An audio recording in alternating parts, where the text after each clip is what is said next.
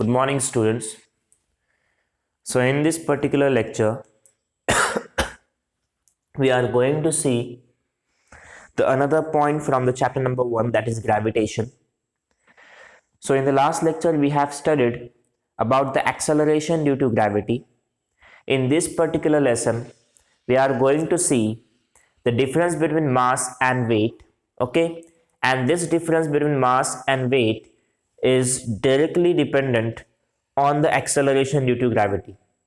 Okay, so we will see what is mass and what is weight in actual terms. So first,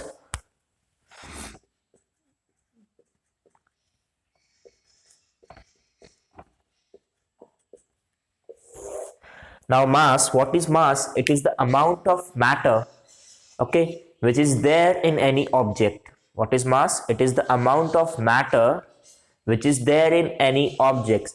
For example, this particular marker, okay, so each and every matter, each and every solid particle by which this particular marker has been manufactured, okay, so this complete matter, the amount of matter in this particular object is nothing but the mass of this object.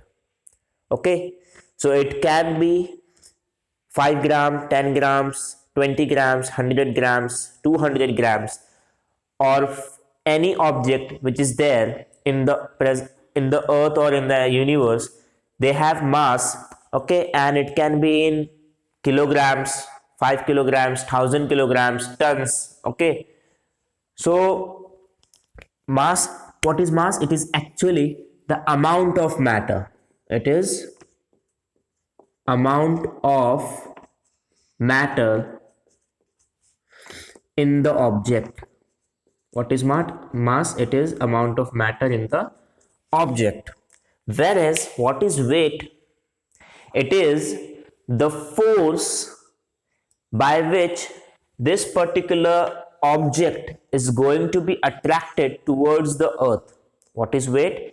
It is the force by which any object is attracted towards the earth. So what is weight? It is the force of attraction. What is weight? It is the force of attraction between object and earth. Okay, now mass is called as scalar quantity. What it is called? It is called as scalar quantity, whereas weight is called as vector quantity. Okay, now mass is scalar quantity. That means mass have only magnitude. Okay, any physical quantity which have only magnitude is called as scalar quantity, whereas any physical quantity which have magnitude as well as the direction, that particular physical quantity is going to be called as vector quantity. Okay, then mass remains same in the entire universe, same in the entire universe. Okay, so mass is going to be same in the entire universe. It is not going to change after the change of the position of that particular object. For example, your mass on earth is 45 kilograms, then your mass on moon is also going to be 45 kilograms. Okay, and your mass on Mars is also going to be 45 kilograms. That means your mass is not going to change with respect to the change of position. Okay, whereas your weight is going to change with respect to the change in position of object. So weight changes with respect to change in position.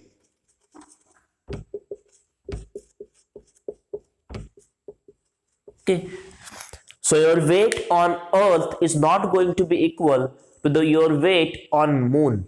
Okay, so How I am saying this? Because we know the formula of weight.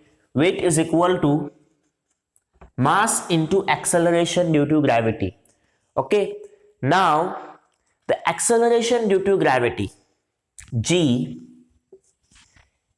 this G is different for Earth, for Mars, for Moon, for Jupiter, for any other celestial object. The value of G is going to be different, and for this particular reason, your weight on any celestial body is going to be different. Okay, then the SI unit of mass is kilograms. What is the SI unit of mass? It is kilogram, and the SI unit of weight is Newton. The SI unit of weight is Newton. Okay, so this is the basic difference between mass and weight, and this has to be remembered properly, learned properly. Why? Because this is the favorite question of examiner in the exam. Now, there is one more point, that this mass is also called as the state of inertia. Mass is also called as the state of inertia. And what is inertia? We have studied this in 9th standard. Inertia is the state of rest or performing a uniform motion without changing the direction. Okay, this particular state or position of any object is called as inertia. Okay, now we will head towards the another point, that is gravitational wave.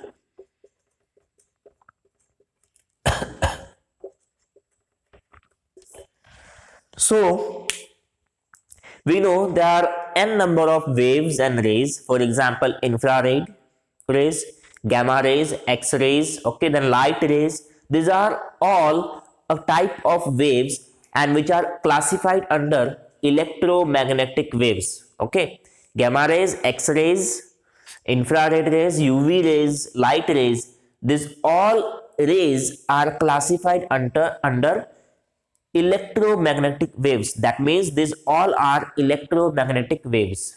Okay, whereas this gravitational wave is different from these all waves. Okay, the intensity of gravitational wave is quite weak.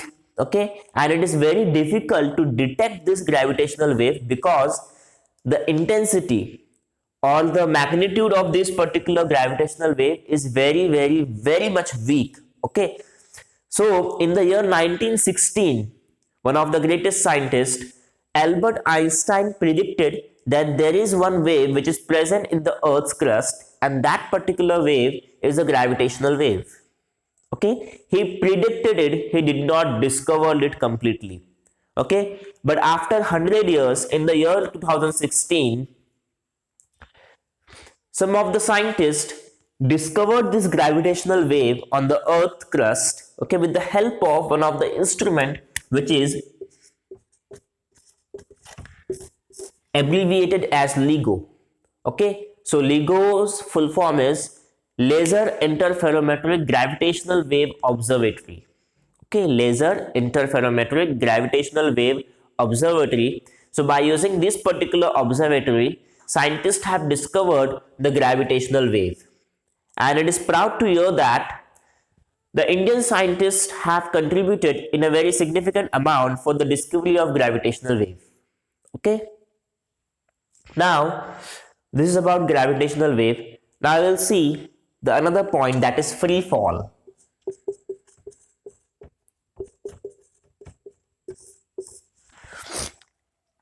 So what is free fall?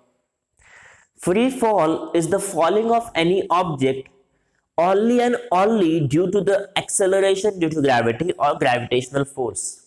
Okay, if any object is falling down from a certain height, okay, if any object is falling down from a certain height and not a single external force is applied on that object is falling only due to the force of attraction by gravity, then such fall is called as free fall.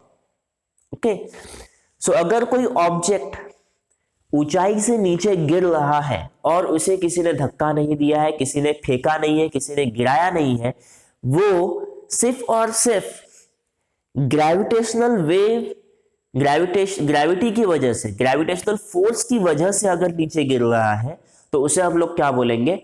Free fall बोलेंगे। Okay, this is free fall.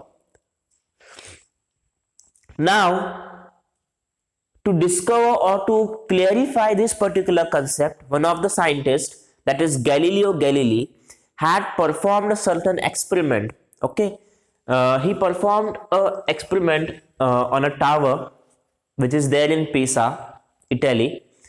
So what he did, he took the two spheres with different weights.